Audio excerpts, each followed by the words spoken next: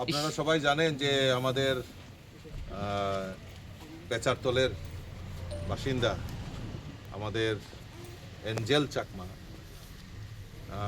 উত্তরাখণ্ডে ওনার পড়াশোনা চলছিল এবং সেখানে অতর্কিত একটা ঘটনায় প্রাণ যায়।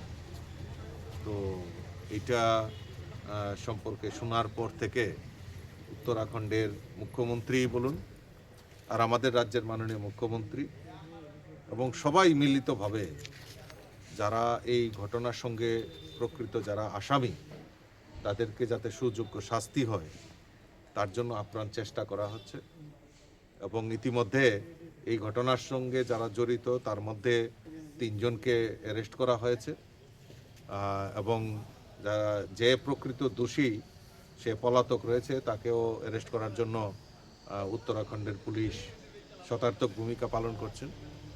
তো আজকে আমি ওনার বাড়িতে, ওনার বাবা রয়েছেন, ওনার একটা ছোট ভাই রয়েছে, তো ওনার বাবার সঙ্গে দেখা হয়েছে। উনিও একজন দেশের সৈনিক, বিএসএফে কর্মরত এবং মণিপুরের মতো জায়গায় উনি কর্মরত আছেন।